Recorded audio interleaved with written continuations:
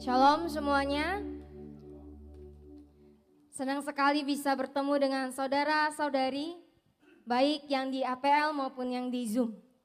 Hello everyone, it is a pleasure to meet all of you who worship at RGM, both those at APL and those on Zoom. Minggu kemarin kita telah mempelajari gereja Philadelphia dan Laodikia. 2 weeks ago, we explored the churches of Philadelphia and Laodicea. Malam hari ini kita akan melihat bagaimana Tuhan berbicara kepada dua gereja dan itu adalah Efesus dan Smyrna. Tonight, we will see how God spoke to two, and they are Ephesus and Smyrna. Mari kita lihat apa yang Tuhan beritahu kepada masing-masing gereja dan kepada kita malam hari ini. Let us see what God told each church and what He tells us today. Pertama kita akan melihat gereja Efesus. First, we see the church of Ephesus. Wahyu 2 ayat 1 berkata, kepada malaikat utusan ilahi gereja di Efesus tulislah, inilah firman dari Dia yang memegang dengan teguh ketujuh bintang yang merupakan malaikat atau utusan dari ketujuh gereja di tangan kanannya. Dia yang berjalan di antara ketujuh kaki dian emas ketujuh gereja. Revelation 2 verse 1 says, to the angel divine messenger of the church in Ephesus write, these are the words of the one who holds firmly the seven stars, which are the angels or messengers of the seven churches in his right hand, the one who walks among the seven golden stamps, the seven churches. Di ayat ini, Yesus sedang memperkenalkan dirinya dengan dua gambaran yang sangat kuat. In this verse, Jesus introduces himself using two very powerful images. Yang pertama, Tuhan menyatakan diri dengan memegang ketujuh bintang di tangannya. First, he reveals himself as the one holding the seven stars in his hand. Bintang-bintang itu melambangkan para pemimpin jemaat. The stars symbolize the leaders of the churches. Ini adalah pernyataan yang tegas dan tidak bisa ditawar bahwa kepemimpinan gereja bukan milik manusia, melainkan hanya milik Tuhan.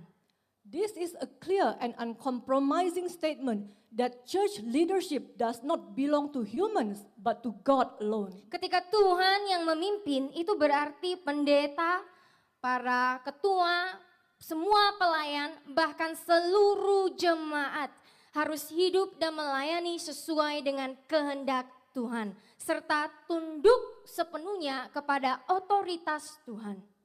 When God is in charge, it means that pastors, leaders, all ministers, and even the entire congregation must live and serve according to God's will and submit fully to His authority, not to human authority. Ya, bukan kepada otoritas manusia. Dan semua ini dilakukan hanya demi kemuliaan Tuhan, bukan kemuliaan manusia. Everything we do must be for the glory of God alone, not for the glory of man. Dan kita harus mengingat bahwa tidak ada satu orang pun dari kita yang berhak mengambil kemuliaan Tuhan. Seperti yang telah tertulis di Yesaya 42 ayat 8. Akulah Yahweh, itulah namaku, dan kemuliaanku tidak akan kuberikan kepada yang lain. Juga pujianku tidak akan kuberikan kepada patung-patung yang dipahat. And we must remember that none of us has the right to take God's glory. Isaiah 42 verse 8 says, I am the Lord, that is my name, and my glory I will not give to another, nor my praise to graven images. Dengan jelas di sini kita bisa melihat bahwa Yesaya 42 ayat 8 mengingatkan kita bahwa Tuhan bukan hanya menolak berhala, tetapi juga menolak orang-orang yang mengambil posisi kemuliaan yang hanya layak bagi Tuhan. Here we can clearly see that Isaiah 42 verse 8 reminds us that God not only rejects idols, but also rejects anyone who takes the place of glory that belong to God alone. Namun kenyataannya kita bisa melihat bahwa banyak sekali di dalam dunia Kristen hari ini tidak sedikit pendeta yang berlomba-lomba untuk menjadi terkenal, rela menyalahgunakan nama Tuhan demi kekayaan, popularitas, dan kehormatan dari manusia.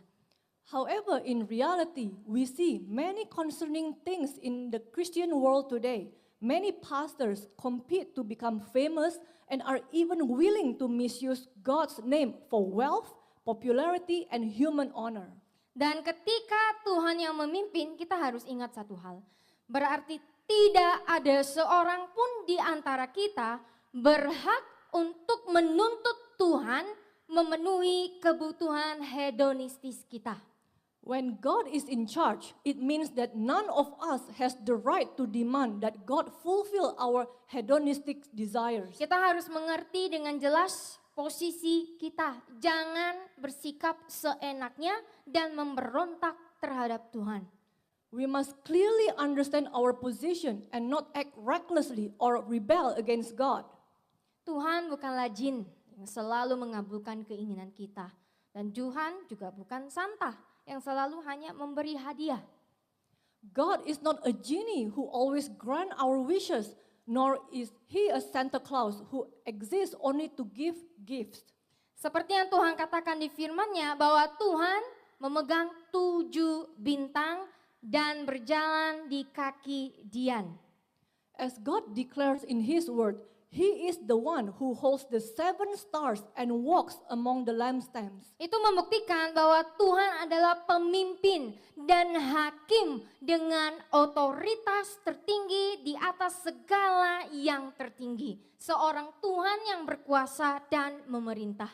This shows that God is the supreme king and judge, holding the highest authority above all, powerful and sovereign over anything. Banyak orang Kristen hari ini memperlakukan Tuhan hanya sebagai teman. Many Christians today treat God only as a friend. Memang benar Tuhan bisa menjadi teman.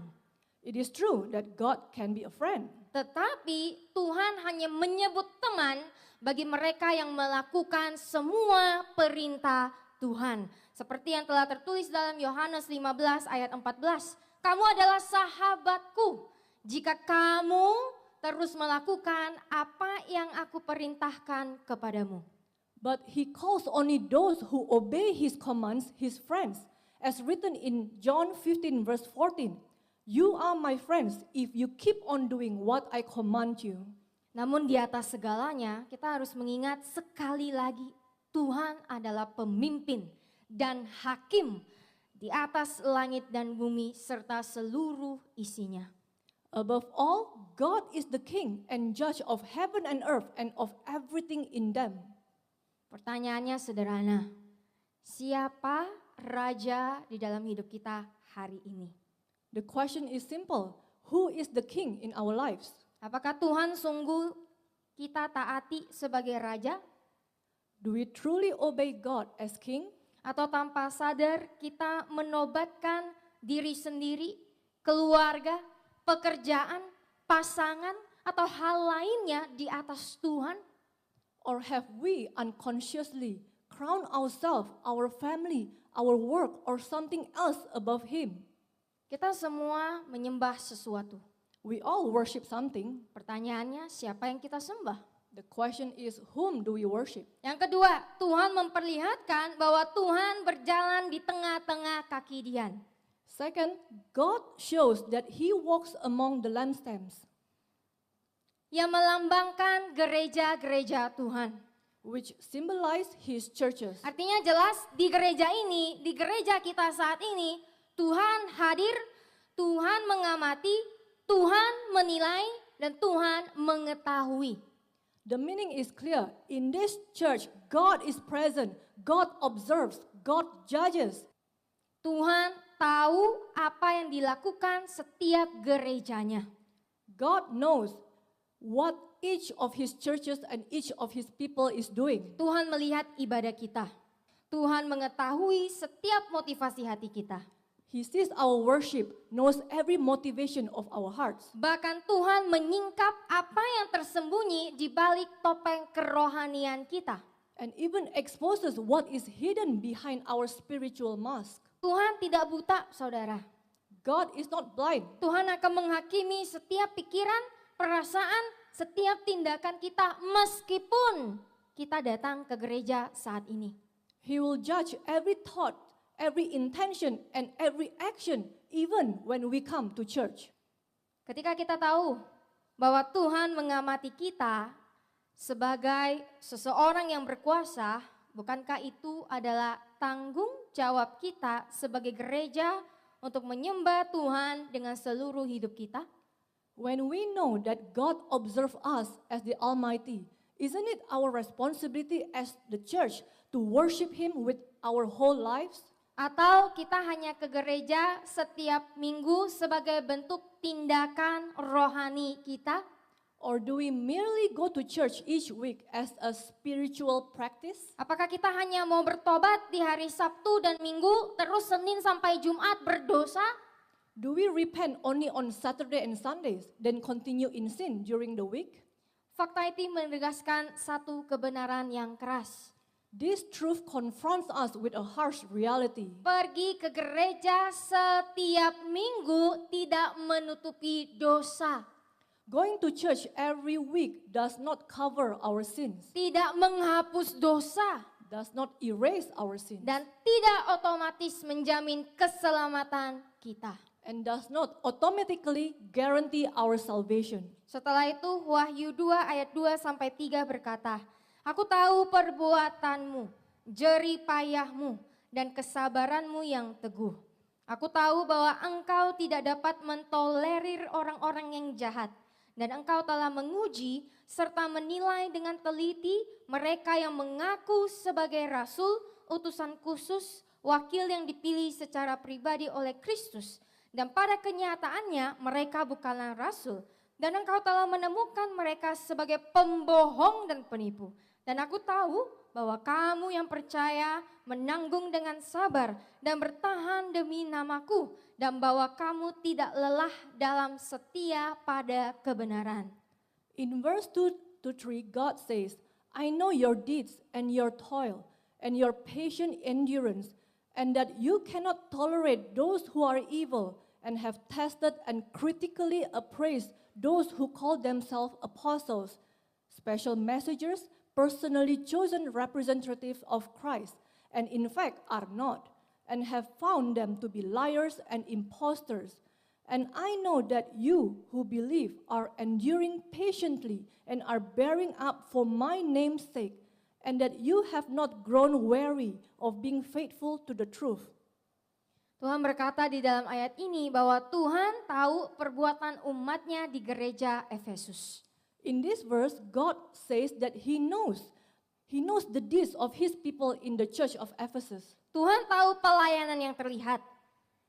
Their visible service. Tuhan tahu kesetiaan mereka yang tersembunyi. He knows their hidden faithfulness. Tuhan tahu mereka tidak menoleransi kejahatan. He knows their refusal to tolerate evil. Dan mereka mampu membedakan serta menolak pengajar-pengajar palsu. And their ability to discern and reject false teachers. Tuhan bahkan melihat kelelahan yang tidak pernah diketahui manusia. God even sees the weariness which no human could fully understand. Tuhan tahu semuanya. God knows everything. Semua ini terdengar seperti pujian, bukan? At first glance, all of this sounds like a praise. Terdengar seperti gambaran gereja yang sehat, gereja yang kuat secara rohani, gereja yang seolah-olah pasti akan lolos pada hari penghakiman. It sounds like the picture of a healthy church, spiritually strong and seemingly certain to pass the test on the day of judgment. Tetapi pertanyaannya, apakah itu benar? But the question is that true? Ternyata tidak benar. It turns out that it is not true. Ayat 4 berkata, tetapi aku memiliki tuduhan ini terhadapmu. Bahwa engkau telah meninggalkan kasih pertamamu. Engkau telah kehilangan kedalaman kasih yang pertama kali engkau miliki untukku. As stated in verse 4, which says, But I have this charge against you, that you have left your first love. You have lost the depth of love that you first had for me. Tuhan berkata, aku memiliki tuduhan. The Lord said, But I have this against you. Gereja Efesus terlihat benar dan kuat secara rohani di mata manusia. The church in Ephesus appeared righteous and spiritually strong in the eyes of people, Ternyata tidak sepenuhnya benar di hadapan Tuhan. but it was not fully righteous in the sight of God. Pelayanan ada, Church ministry was active, doktrin benar, doctrine was sound, disiplin rohani berjalan, spiritual discipline was practiced, penolakan terhadap ajaran palsu juga dilakukan. false teaching was rejected. Tetapi Tuhan tidak berkesan oleh aktivitas yang kehilangan hati atau kasih kepada Tuhan. Yet God was not impressed by activities that lack heart, by works done without love for Him. Ini adalah akar utama kehancuran dari gereja yang terlihat sempurna di mata manusia ini. This was the root problem and the beginning of destruction for a church that looked perfect in humans' eyes. Mungkin akan beberapa yang bertanya, bukankah menolak kejahatan itu, mengajari hal yang benar, melayani Tuhan adalah bentuk dari mengasihi Tuhan? Some may ask, isn't rejecting evil, teaching what is right, and serving God a form of loving God? Kasih yang tertulis di sini adalah kasih agape. The love described here is agape love. Kasih yang murni dan lahir dari hati yang sungguh-sungguh mau mengasihi dan taat kepada Yesus tanpa memiliki tuntutan apa-apa. It is a pure that flows from a heart that truly loves and obeys Jesus without demands. Bukan kasih karena kewajiban, It is not love out of obligation, bukan kasih karena jabatan, not love because of position, bukan kasih karena pelayanan, not love merely expressed through service, bukan kasih hanya karena ingin berkat dari Yesus atau dilihat hebat di mata manusia. It is not love driven by the desire for blessings from Jesus or by the desire to appear great in the eyes of people. Jika kita meninggalkan kasih agape ini, maka motivasi dalam melayani dan membela kebenaran sudah tidak murni lagi. If we have left this agape love, then our motivation to serve and defend the truth is no longer pure. Tindakan kerohanian kepada Tuhan hanyalah pertunjukan.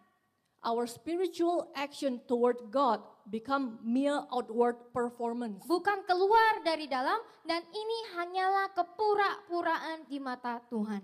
Not expression that flows from the heart, and in God's eyes, this is nothing but pretense. Karena itu Tuhan menegur orang-orang yang telah kehilangan kasih agape ini dengan sangat keras. Therefore, God rebukes those who have lost this agape love so severely. Karena tanpa kasih agape, kita tidak akan bisa taat kepada Tuhan dan akhirnya kita berdosa di hadapan Tuhan. Yohanes 14 ayat 24a berkata, barang siapa yang tidak sungguh-sungguh mengasihi aku, ia tidak menuruti firman-Ku. Because without agape love, we cannot truly obey God. And in the end, we fall into sin before Him. John 14 verse 24a says, the one who does not really love me does not keep my words. Di Yohanes ini, kasih yang ditunjukkan adalah kasih agape. In John's writing, the love being referred to is agape love. Jika kita tidak sungguh-sungguh mengasihi Tuhan dengan kasih agape, maka kita sudah pasti tidak akan bisa menyimpan firman-Nya. If we do not truly love the Lord with agape love, we will not be able to keep His word. Dan ketika kita tidak bisa menyimpan firman-Nya, maka kita tidak akan bisa taat sepenuhnya kepada Tuhan. And if we cannot keep His word, then we will never fully obey God. We have disobeyed Him. Mari kita lihat lagi konfirmasi di firman Tuhan yang lain. Yohanes 14 ayat 15 berkata bahwa siapapun yang mengasihi Tuhan akan taat kepada Tuhan. Dan lagi kita akan melihat kata mengasihi di Yohanes ini adalah mengasihi dengan kasih agape. Let us look at another confirmation from God's word. John 14 verse 15 says that whoever loves God will obey Him. And the word love used here is agape love. Dan firman Tuhan juga berkata di Matius 22 ayat 37 bahwa kita harus mengasihi Tuhan dengan segenap hati, pikiran, dan kekuatan kita. Lagi dan lagi bahasa Yunaninya adalah kasihilah Tuhan dengan kasih agape. The word of God also says in Matthew 22 verse 37 that we must love God with all our heart, mind, and strength. Once again, the Greek word used for love is agape. Tuhan menuntut kita untuk memiliki kasih agape yang utuh. God demands complete agape love. Bukan setengah, bukan seperempat, ataupun hanya 99%. Not half, not a quarter, not even 99%. Jika hati kita tidak memiliki kasih agape yang utuh terhadap Tuhan, Tuhan yang tidak bisa kita lihat secara mata, mana mungkin kita bisa merefleksikan kasih yang utuh terhadap manusia yang bisa kita lihat. If our hearts do not have full agape love for the Lord, whom we cannot see, how can we possibly reflect complete love towards our neighbor whom we can see? Saya pernah di posisi seperti ini, I have been in this position before. di mana dari luar saya terlihat melayani Tuhan. From the outside, I appeared to be serving God Terlihat seperti seseorang yang sangat mengasihi Tuhan. and looked like someone who loved Him deeply. Tetapi di balik pelayanan saya, hati saya itu pelan-pelan jauh dari Tuhan. But behind my service, my heart was far from God. Secara perlahan saya meninggalkan kasih agape ini terhadap Tuhan. And little by little, I was leaving that agape love for Him. Apa yang terjadi? What happened then? Saya sulit untuk mematikan daging saya. I found it hard to put my flesh to death. Saya jarang melihat diri saya salah. I rarely saw myself as wrong. Saya sulit sekali untuk diatur oleh firman Tuhan. I struggled to submit to His word. Dan saya tidak bisa bertumbuh secara kerohanian. I stopped growing spiritually. Dan pada akhirnya saya menjadi tidak bertuhan. And eventually, my life became godless. Itu semua sia-sia, saudara. Everything I did was in vain. Apa gunanya saya melayani jika hati saya jauh dari Tuhan? What was the point of serving if my heart was far from God? Pelayanan saya hanya seperti pertunjukan. My service was only a performance. Dan meninggalkan kasih agape itu membuat saya hanya jatuh ke dalam dosa. And abandoning that love led me into sin. Itulah sangat berbahaya. It was extremely dangerous. Saudara-saudari yang terkasih, kasih agape ini bukanlah hanya perasaan. Dear brothers and sisters, agape love is not merely a feeling. Tetapi kasih yang berdasarkan kesadaran penuh untuk memprioritaskan Tuhan baik dalam setiap tindakan, perasaan, dan perkataan kita. It is love rooted in full awareness, a deliberate choice to prioritize God in every action, emotion, and word. Kita menempatkan Tuhan terlebih dahulu secara konsisten. It means consistently placing God first. Mau kita sedang bersuka cita atau tersakiti, maka kita akan tetap taat kepada Tuhan setiap hari secara konsisten. Inilah kasih agape. Whether we are rejoicing or suffering, we remain consistently obedient to Him. This is agape love. Bagaimana kondisi hati kita hari ini? How are we doing today? Sebagai pelayan, pemimpin, dan jemaat, As servants, leaders, and members of the congregation, apakah kita sungguh sadar bahwa kasih tanpa kasih agape yang murni kepada Tuhan, kita tidak bisa melayani Tuhan dengan murni?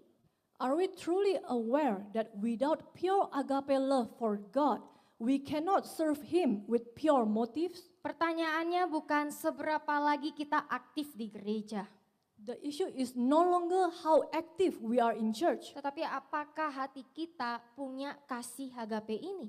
but whether our hearts truly possess that agape love. Atau jangan-jangan tanpa kita sadari, setiap minggu kita ke gereja itu hanya sebagai rutinitas.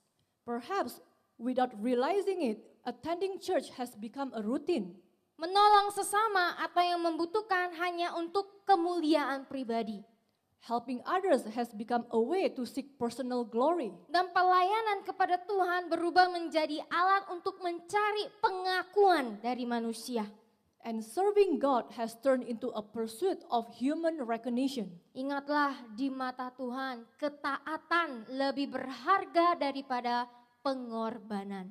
Remember, in God's eyes, obedience is more valuable than sacrifice. Lebih berbahaya lagi ketika ketaatan yang dulu lahir dari kasih, kini berubah menjadi beban yang kita keluhkan. What's more dangerous is obedience that was once born out of love can become a burden we complain about. Kita akan sering melihat perintah Tuhan itu terasa berat. God's commands begin to feel heavy. Kehendak Tuhan terasa mengganggu kenyamanan, kehidupan, dan rencana kita. And His will seems to interfere with our comfort and personal plans. Berhati-hatilah, ini bukan masalah kecil.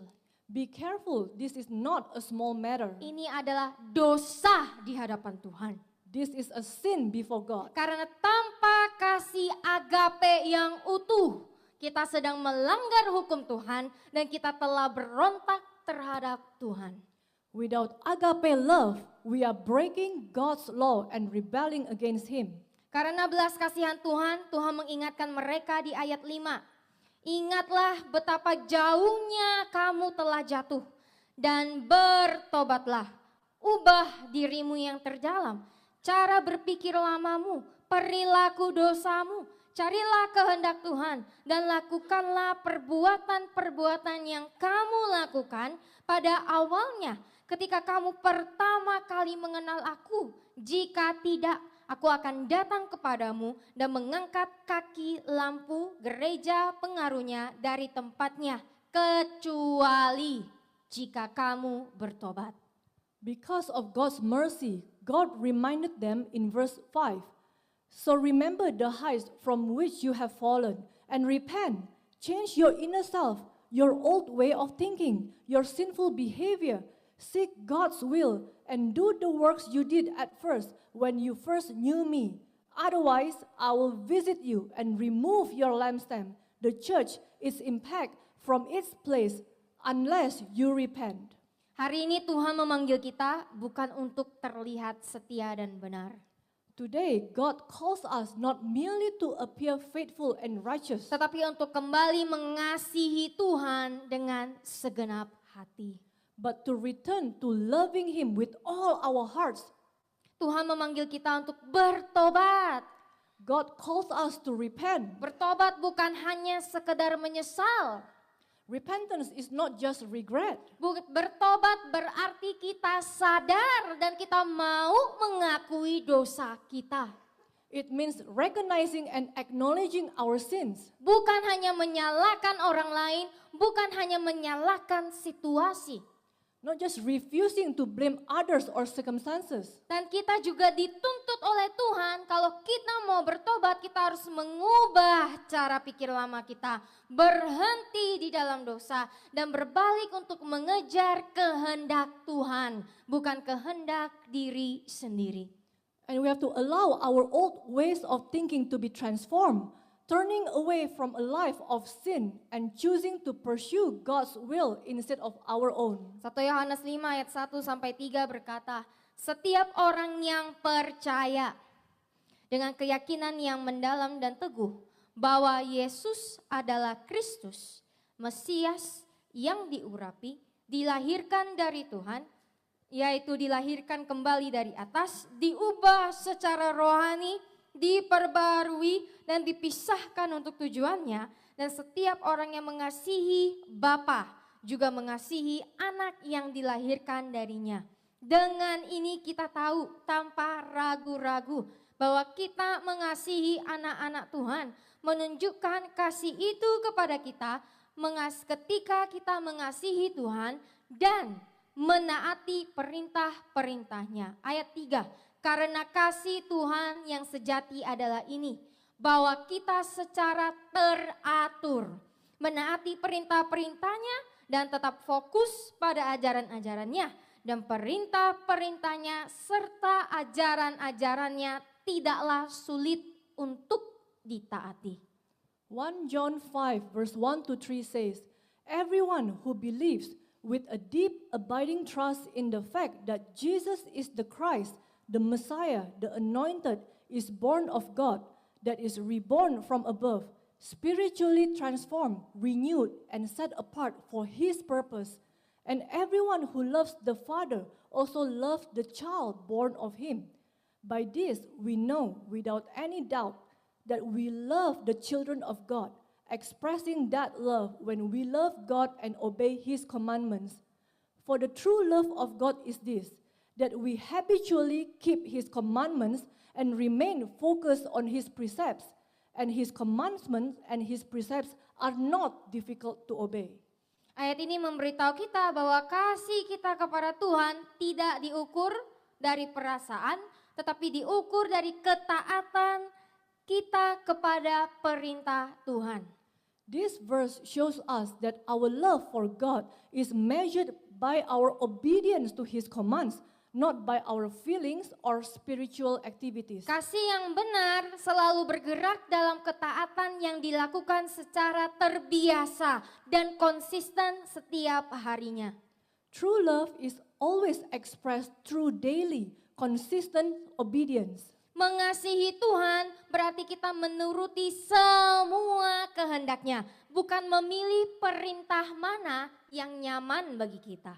To love God means to obey His will, not to choose only the commands that are convenient for us. Ayat 3 juga berkata dengan tajam bahwa perintah Tuhan itu tidak berat.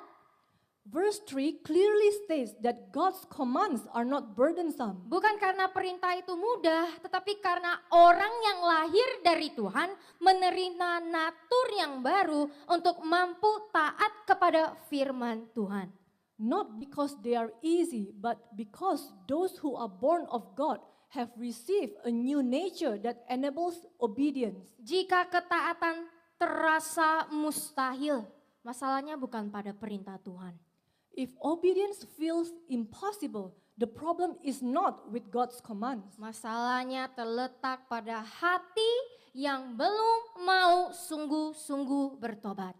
The problem lies with a heart that is not yet willing to truly repent. Karena itu kita harus sungguh-sungguh bertobat, saudara-saudari.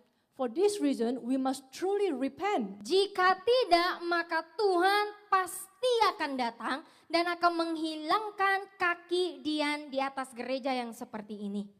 Otherwise, God will surely come and remove the lampstands from such a church. Dan ketika Tuhan sudah menghilangkan kaki Dian ini, berarti gereja ini beserta dengan seluruh yang di dalamnya tidak akan masuk ke dalam kerajaan surga.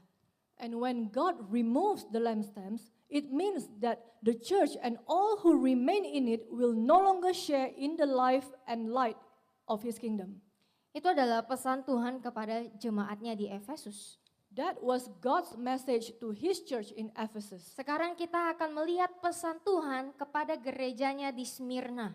Now we will look at God's message to His church in Smyrna. Wahyu 2 ayat 8 berkata, "Dan kepada malaikat utusan ilahi gereja di Smyrna tulislah, inilah kata-kata dari yang pertama dan yang terakhir.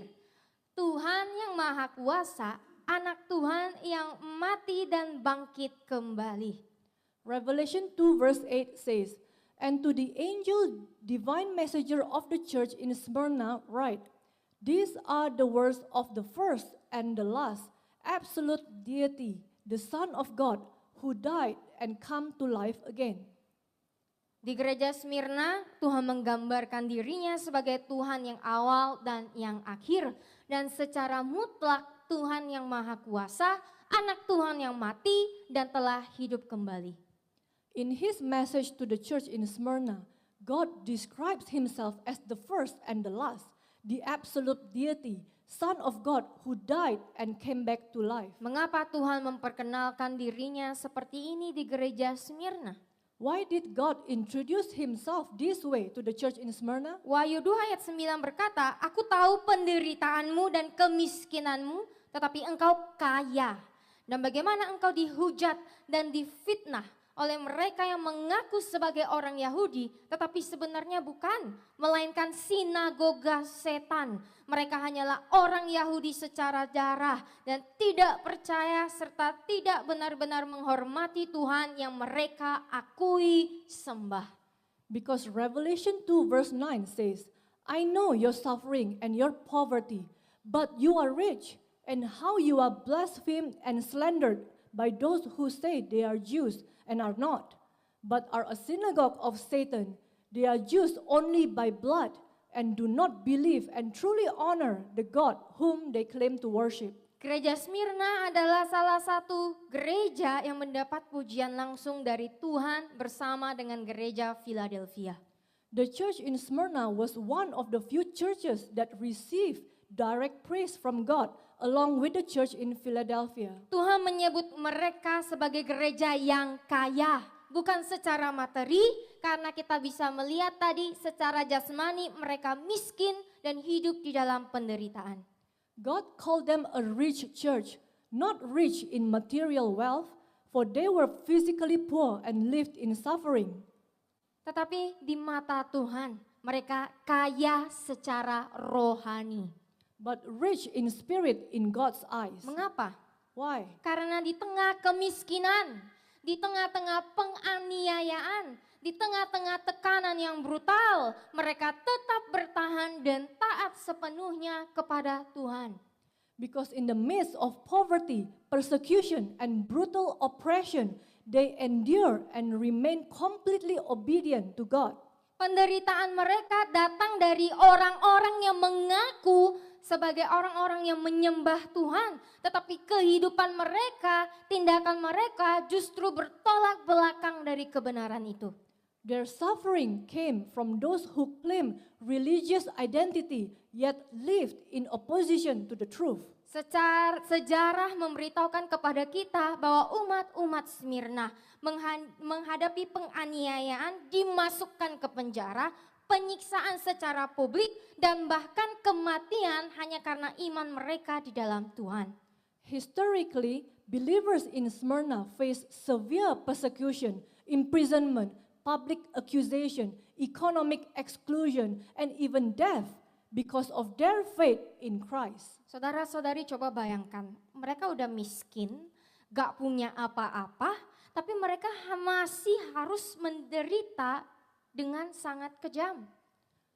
They had nothing left, yet they were still oppressed with cruelty that defies human understanding. Tetapi karena penderitaan itulah, Tuhan memanggil mereka sebagai gereja yang kaya.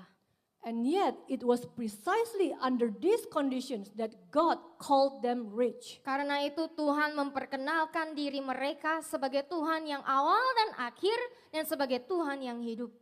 That is why God introduced himself to them as the God who is the beginning and the end, and the God who is alive. Ketika Tuhan menyatakan dirinya sebagai Tuhan yang awal dan akhir, Tuhan sedang menegaskan kedaulatan mutlaknya atas seluruh hidup mereka. When God declares himself as the beginning and the end, he affirms his absolute sovereignty over their entire lives. Tidak ada satu detik pun dari lahir sampai mati yang lepas dari kendali Tuhan. Not a single moment from birth to death was outside of God's control. Segala sesuatu ada di dalam genggaman Tuhan. Everything was in his hands. Tuhan mengetahui, Tuhan melihat, Tuhan mendengar setiap penderitaan jemaat di Smyrna. He knew, he saw, and he heard every sufferings of the church in Smyrna. Itu artinya penganiayaan mereka tidak tersembunyi dan kesetiaan mereka tidak pernah luput dari perhatian Tuhan. Their persecution was not hidden and their faithfulness never escaped God's attention. Apa hubungannya dengan kita? What does this mean for us? Tuhan juga sedang berbicara langsung kepada kita untuk memilih tetap taat kepada Tuhan sampai hari ini, sampai akhir hidup kita. God is also speaking directly to those of us who have chosen to remain faithful and obedient to him. Tuhan menegaskan bahwa hidup kita berada sepenuhnya di bawah kendali Tuhan. He assures us that our lives are completely under His control. Setiap musim kehidupan kita, Every season we walk through, baik penderitaan yang terlihat maupun pergumulan atau penderitaan yang tidak pernah diketahui oleh orang lain. whether visible suffering or hidden struggles known only to us, Semua itu tidak luput dari perhatian Tuhan. all this never escapes His attention. Tuhan melihat, Tuhan tahu, dan Tuhan peduli. He sees, He knows, and He cares. Jadi apakah kita perlu khawatir lagi? So do we still need to worry? Apakah kita perlu untuk tawar hati dan berpikir bahwa Tuhan tidak bersama dengan kita? Do we need to lose heart and think that God has abandoned us? Seperti Tuhan menguatkan jemaat di Smyrna, Tuhan juga menguatkan kita di tempat ini. Just as God strengthened the church in Smyrna, He strengthens us today. Supaya kita tidak tawar hati, kita tidak menyerah, kita tidak goyah. Karena hidup kita tetap ada di dalam tangan Tuhan selama kita taat. So that we do not lose heart, do not give up, and do not waver, because our lives remain in His hands as we continue to walk in obedience. Dan setelah itu Tuhan mengingatkan jemaat Smyrna bahwa Tuhan yang mereka sembah adalah Tuhan yang pernah mati tetapi hidup kembali untuk selama-lamanya. Itu berarti juga Tuhan yang kita sembah adalah Tuhan yang hidup. God then reminded the church in Smyrna that the God they worship was the one who had died and yet lives forever. Penderitaan mereka bagi Tuhan tidak akan sia-sia. Their suffering for Him would not be in vain. Karena di dalam ketaatan mereka untuk Tuhan, mereka juga akan hidup bersama dengan Tuhan di dalam kekekalan. Because through their obedience to God, they would also live with Him for eternity. Kita memang tidak mengalami penderitaan yang begitu ekstrim seperti yang dialami oleh umat-umat di gereja Smyrna. We may not experience suffering as extreme as that faced by the church in Smyrna. Tetapi kita sebagai umat Tuhan juga harus melewati penderitaan. But as God's people, we must still endure suffering. Dan itu adalah penderitaan untuk melawan keinginan daging. That's the suffering of killing the desires of the flesh. Ingatlah, Tuhan sudah mati di atas kayu salib untuk melepaskan kita dari ikatan dan kutukan dosa. Remember, God died on the cross to free humanity from the bondage and curse of sin. Dan ketika Tuhan bangkit dari kematian itu membuktikan bahwa Tuhan telah menang terhadap dosa. When He rose from the dead, it proved that He had triumphed over sin and death. Dan kita yang percaya dan taat juga bisa menang terhadap dosa. And that we who believe and obey can also triumph over sin. Dari kemenangan terhadap dosa itulah yang akan membawa kita pada hidup kekekalan. It is victory over sin that will lead us to eternal life. Roma 8 ayat 10 sampai 14 berkata, jika Kristus hidup di dalam kamu, meskipun tubuh alamiamu mati karena dosa, rohmu hidup karena kebenaran yang Dia berikan. Dan jika roh Tuhan yang membangkitkan Yesus dari antara orang mati hidup di dalam kamu, Dia yang membangkitkan Kristus Yesus dari antara orang mati akan juga memberi hidup kepada tubuh jasmanimu yang fana melalui rohnya yang hidup di dalam kamu. Ayat 12, jadi saudara-saudari, kita memiliki kewajiban, tetapi bukan kepada daging kita, sifat manusiawi kita, keduniawian kita, kemampuan berdosa kita, untuk hidup menurut dorongan daging, sifat kita tanpa Roh Kudus. Ayat 13, sebab jika kamu hidup menurut dorongan daging, kamu akan mati. Tetapi jika kamu hidup oleh kuasa Roh Kudus, kamu secara teratur mematikan perbuatan-perbuatan dosa, kamu akan sungguh-sungguh hidup selamanya. Ayat 14, semua orang yang membiarkan diri mereka dipimpin oleh Roh Tuhan adalah anak-anak Tuhan. Romans 8 verse 10 to 14 says, "If Christ lives in you, though your natural body is dead because of sin, your spirit is alive because of righteousness, which he provides. And if the spirit of him who raised Jesus from the dead lives in you, he who raised Christ Jesus from the dead will also give life to your mortal bodies through his spirit who lives in you. So then, brothers and sisters, we have an obligation, but not to our flesh, our human nature, our worldliness, our sinful capacity to live according to the impulses of the flesh, our nature without the Holy Spirit. For if you are living according to the impulses of the flesh, you are going to die. But if you are living by the power of the Holy Spirit, you are habitually putting to death the sinful deeds of the body. You will really live forever. For all who are allowing themselves to be led by the Spirit of God are sons of God." Ayat ini menegaskan bahwa ketika Kristus hidup di dalam seseorang, hidupnya tidak lagi netral. This verse affirms that when Christ lives in a person, their life is no longer neutral. Karena mereka yang percaya kepada Kristus memiliki kehidupan di dalam kebenaran Kristus.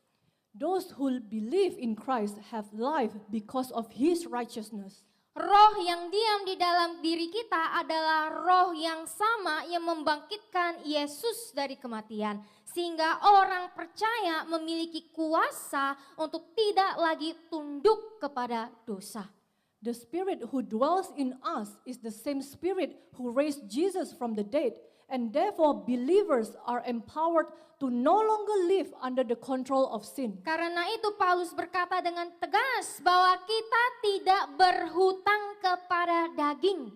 Therefore Paul emphatically states that we owe nothing to the flesh. Dosa tidak lagi punya hak untuk memerintah hidup orang percaya.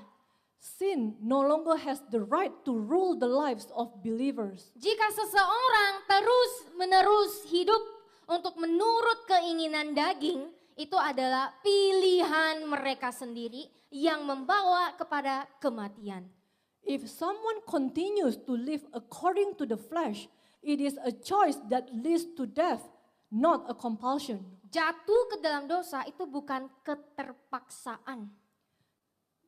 Living by the Spirit means continually putting sinful deeds to death, not tolerating them. Ya, hidup oleh roh berarti secara terus-menerus mematikan perbuatan dosa, bukan menoleransinya. Paulus juga menutup dengan kebenaran yang tidak bisa ditawar.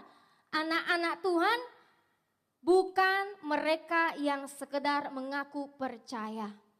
Paul concludes with an irrefutable truth. God's children are not merely those who profess to believe, Tetapi mereka yang hidupnya dipimpin oleh Roh Tuhan. but those whose lives are led by the Spirit of God. Hidup yang dipimpin roh bukan teori rohani. A Spirit-led life is not a spiritual theory. Tetapi melainkan ketaatan yang nyata dengan melahirkan transformasi hidup yang nyata pula. Dan orang seperti inilah yang akan mendapatkan kehidupan kekal. But real obedience that brings about real transformation, leading this person into eternal life. Setelah itu Tuhan berkata di Wahyu 2 ayat 10. Janganlah takut akan penderitaan yang akan kamu alami. Ketahuilah bahwa iblis akan melemparkan beberapa di antara kamu ke dalam penjara agar imanmu diuji. Dan selama 10 hari kamu akan mengalami penderitaan.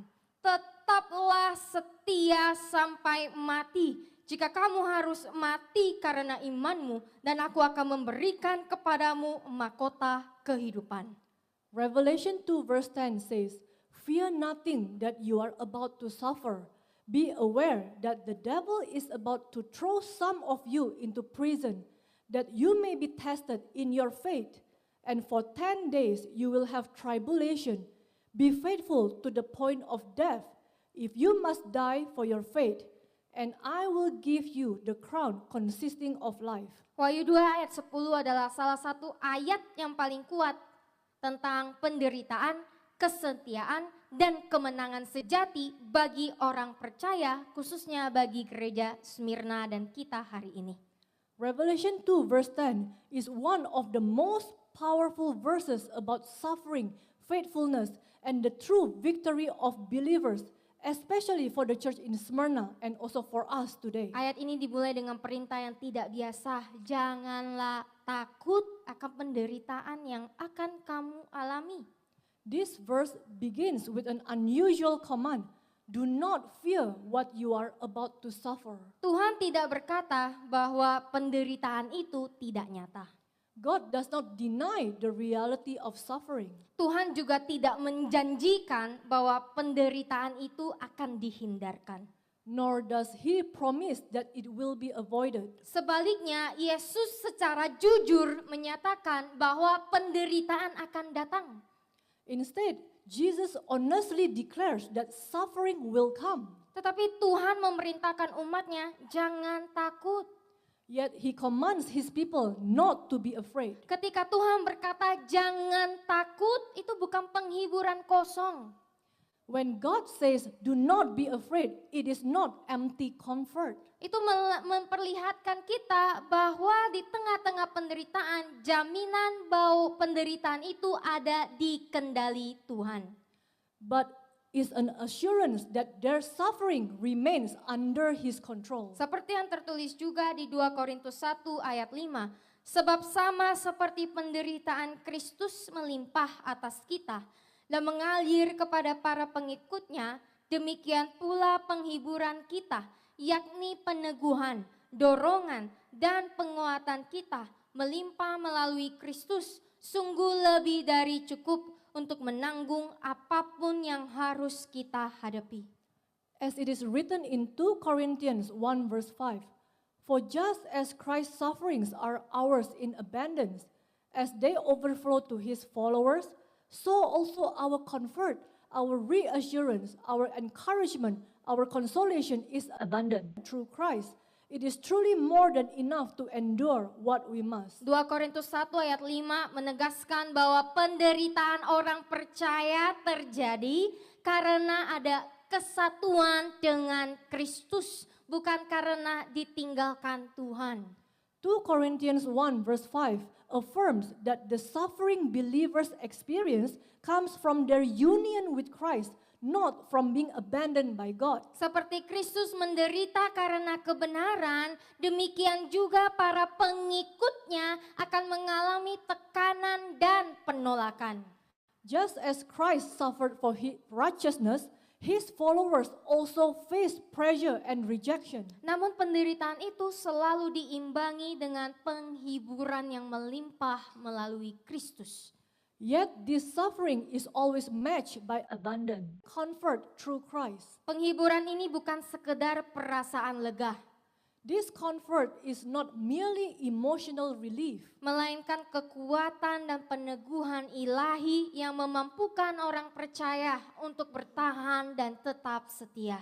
but divine strength and assurance that enable believers to endure and remain faithful. Tuhan mungkin tidak menghilangkan penderitaan, God may not remove the suffering, tetapi Tuhan selalu menyediakan anugerah yang lebih dari cukup untuk menanggungnya. but He always provides grace that is more than sufficient to bear it. Kemudian Yesus menyatakan bahwa iblis akan melemparkan sebagian dari mereka ke dalam penjara. Jesus then said that Satan would throw some of them into prison. Ini menunjukkan bahwa ada peperangan rohani yang nyata di gereja Smyrna. It reveals that a real spiritual battle lay behind the suffering of the church in Smyrna. Namun ada hal yang harus kita perhatikan. Yet there is an important truth we must remember. Iblis hanya dapat melakukan apa yang diizinkan Tuhan. Satan can only act within what God allows. Bahkan penderitaan itu memiliki tujuan, yaitu untuk menguji kamu. Even suffering has a purpose to test you. Ujian ini bukan diberikan untuk menghancurkan iman mereka, This test was not meant to destroy their faith, tetapi untuk memurnikan dan membuktikan kesetiaan mereka terhadap Tuhan. but to refine it and to prove their faithfulness to God. Sama juga dengan iman kita hari ini. The same is true for us today. Jika kita mengaku sebagai pengikut Tuhan, maka iman kita juga akan diuji. If we claim to follow God, our faith will also be tested. Apakah sekarang pandangan kita terhadap tantangan di hidup kita sudah bisa berubah? Can our perspective on life's challenges change now? Apakah di dalam godaan, tantangan, dan penderitaan kita akan tetap taat kepada Tuhan? In times of temptation, hardship, and suffering, will we remain obedient to God, Atau justru kita menjauh dari Tuhan? or will we turn away from Him? Ingatlah untuk tidak menyerah dan jatuh ketika kita diuji. Remember not to give up or fall when you are tested. Jangan merasa Tuhan tidak ada lagi. Do not think that God has abandoned you, Karena Tuhan bersama dengan umatnya yang setia.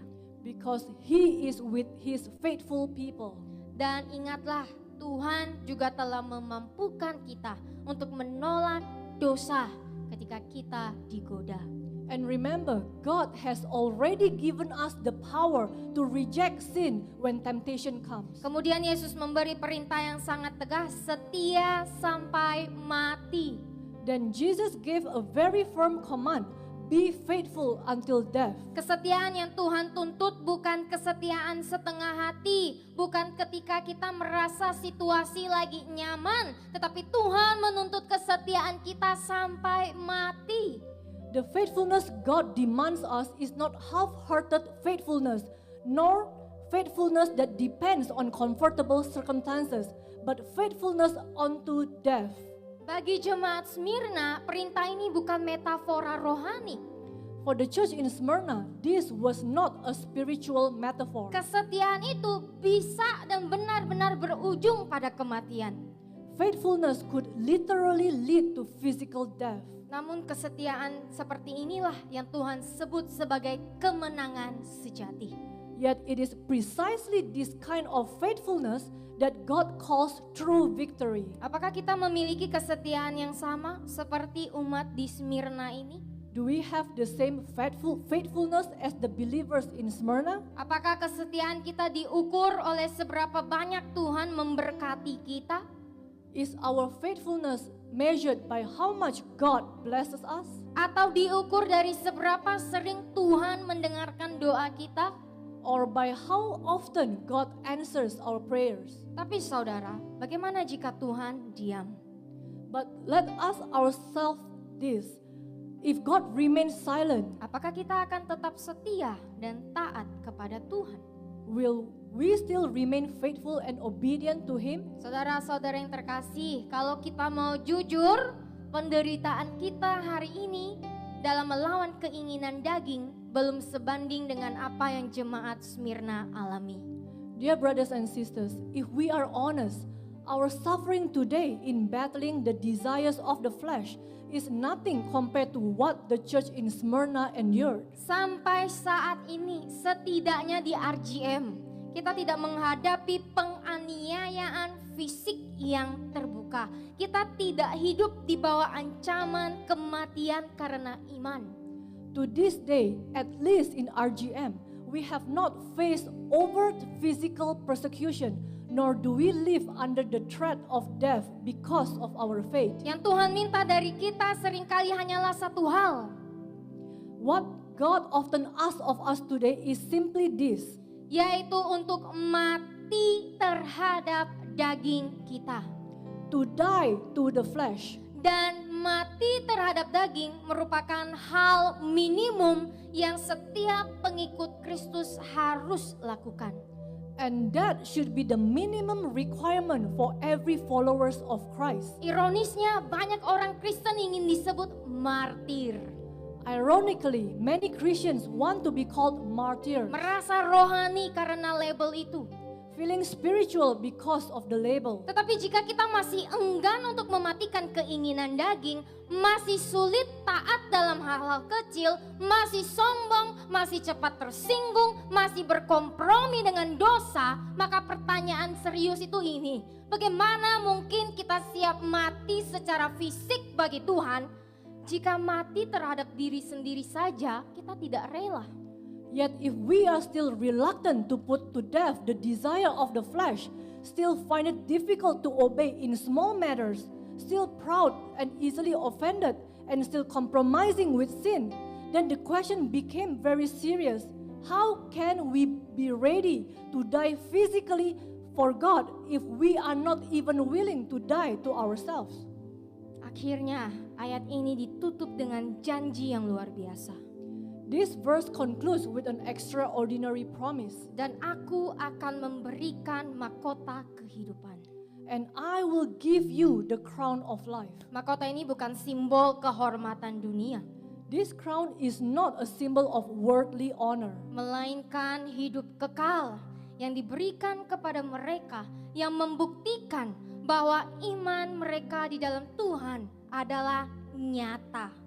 but eternal life given to those who prove that their faith in God is genuine. Iman mereka dinyatakan melalui kesetiaan dan ketaatan sampai akhir, bahkan hingga menghadapi kematian. It is faith demonstrated through faithfulness and obedience to the very end, even in the face of death. Saudara-saudari, saya yakin bahwa semua kita yang ada di sini menginginkan mahkota kehidupan. Brothers and sisters, I am sure that every one of us desires to receive the crown of life. Dan saya yakin kita semua ingin masuk ke dalam kerajaan sorga. And I am certain that we all long to enter the kingdom of heaven. Namun kita tidak boleh melupakan kebenaran ini. But we must never forget this truth. Ada harga yang harus dibayar. There is a price to pay. Ada syarat yang harus dipenuhi. There are conditions to be met. Syarat itu adalah ketaatan kepada Tuhan. That condition is obedience to God. Ketaatan yang harus kita berikan sampai kita mati. Obedience that endures to the very end of our lives. Pertanyaannya sekarang, apakah kita bersedia membayar harganya? The question is, are we willing to pay that price? Atau kita masih ragu Or do we hesitate? karena kita masih memilih untuk tetap nyaman dalam dunia yang kita bangun dan diri kita sendiri? Choosing instead to remain comfortable in the world we have built for ourselves? Saudara-saudari yang terkasih, itulah firman Tuhan bagi gereja Efesus dan gereja Smyrna. Dear brothers and sisters, that is the word of God for the churches in Ephesus and Smyrna. Efesus adalah gereja yang aktif, benar secara doktrin, rajin melayani, dan tampak kuat di mata manusia. Ephesus was an active church, sound in doctrine, diligent in service, and strong in the eyes of men. Namun Tuhan menegur mereka karena satu hal yang fatal. Mereka meninggalkan kasih agape itu. Yet God rebuked them for one fatal flaw. They had abandoned their first love, their agape love for God. Sebaliknya, Smyrna adalah gereja yang miskin, tertindas dan menderita. In contrast, Smyrna was a poor, oppressed, and suffering church. Di mata dunia, mereka tampak lemah dan menyedihkan. In the eyes of the world, they seem weak and pitiful. Tetapi di mata Tuhan, mereka kaya dan setia. But in the eyes of God, they were rich and faithful. Mereka tidak dipuji karena kenyamanan hidup, melainkan karena kesetiaan di tengah penderitaan. They were not praised for comfort or ease, but for their unwavering faithfulness in the midst of suffering. Namun perhatikan dengan sungguh-sungguh, kedua gereja ini ditutup dengan seruan yang sama dari Tuhan. Tertulis di ayat 7 dan 11, barang siapa yang punya telinga, hendaklah ia mendengarkan. But pay close attention. Both churches conclude with the same call from God, written in verse 7 and 11. He who has an ear, let him hear. Dan dengan janji yang sama, janji bagi mereka yang menang, yang bertahan, yang setia sampai akhir. akan mendapatkan kerajaan sorga dan tidak akan dianiaya di dalam api kekekalan. And both are given the same promise, a promise for those who overcome, who endure, and who remain faithful until the end. Maka hari ini, firman ini bukan hanya untuk Efesus dan Smyrna.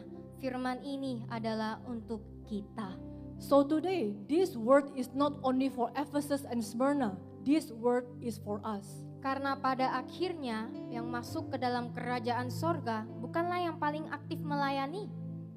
Because in the end, those who enter the kingdom of heaven are not necessarily those who serve most actively, Bukan yang merasa paling menderita dan pantas dikasihani, nor those who feel they suffer the most, tetapi mereka yang menang.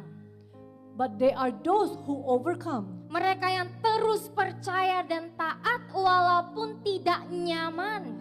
Those who continue to believe and obey even when it is uncomfortable. Walaupun daging berkata sebaliknya, walaupun kita tidak bisa memuaskan keinginan daging kita dan hidup seenaknya lagi.